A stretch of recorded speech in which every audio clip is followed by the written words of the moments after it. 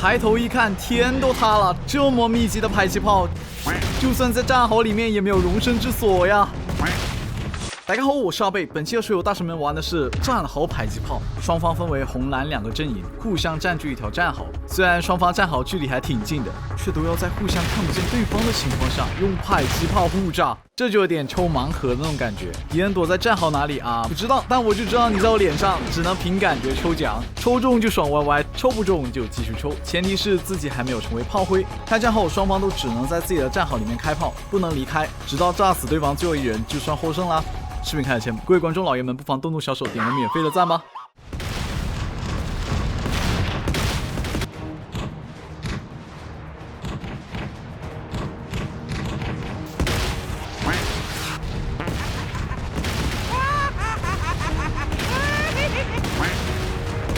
开战了，兄弟们，给我往死里炸！我一连发射了好几发，我不信他们这都能活。怎么一发都没炸中呀？虽然敌人距离很近，但是看不见在哪，只能通过敌人的迫击炮的炮弹轨迹来隐约感觉对方的方位，然后再根据我们之前提供的距离表来判断迫击炮要调到多远。哦，原来不是我的准度不行，而是敌人选点选得好呀！躲在木板下面架炮，通过木板中间的缝隙让炮弹打出去，而木板可以阻挡炮弹落下来打到自己。你是不是忘了炮弹是范围伤害，躲下面是没用的？一直躲在木板底下是不行的，要像我一样打一炮就赶紧躲起来。对面没发现我，再打2发。哇，队友一发炮弹炸死5个敌人，这炮弹威力有点大呀，在旁边爆炸都有可能会直接死亡。你有病！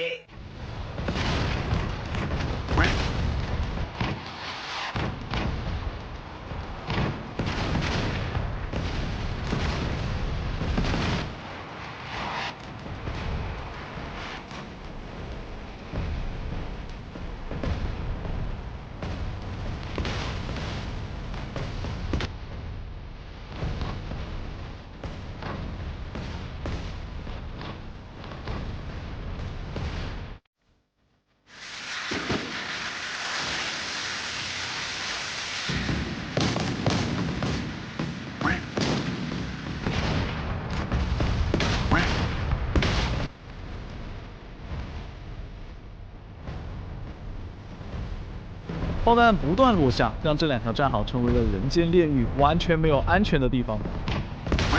队友在身边被炸死，他已经丧失了战斗的意志，躲在箱子后面瑟瑟发抖了。我这叫战术性撤退，你懂什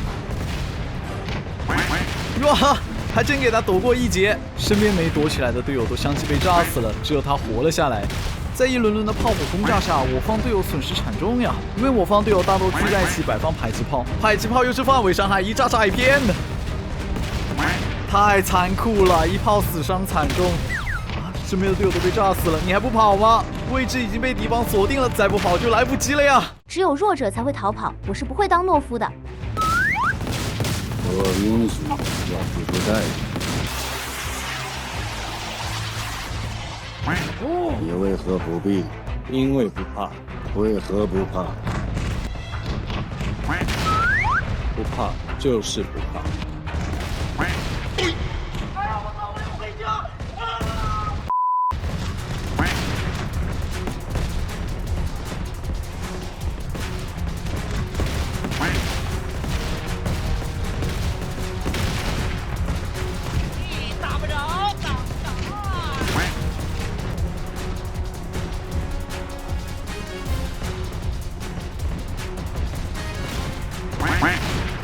哦，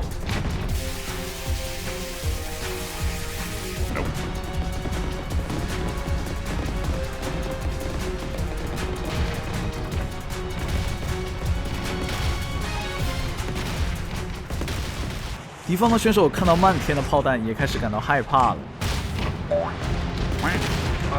在战壕里架炮范围太小了，还不如这弹坑，身边还有箱子做掩体，完美。你也不想想为什么这里是大泥坑，这地理位置寓意就不太好呀，甚至躲在箱子后还是第一个阵亡。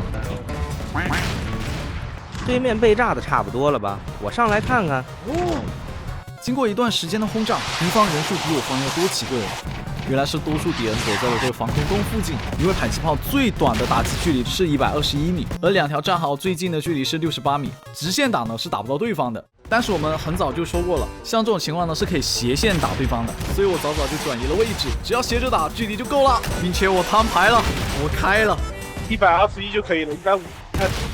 没错，看到我3个已经阵亡的队友了吗？他们就是我的物理外挂。我专注于打迫击炮，而他们可以帮我量距离。没想到吧，这就是我们伙伴之间的羁绊。哎，不用量了。哎，可恶，我还没有我们的组合技呢。但是没有关系，我的队友们也意识到打不到，开始转移位置了。敌方还在暗自窃喜，以为躲在防空洞这里我们打不到，殊不知位置已经被队友们锁定了。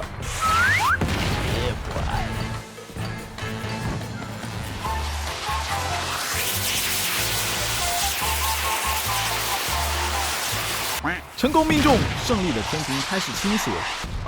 还想躲在防空洞里面没用的，迫击炮范围伤害，栅门口一样躲不了。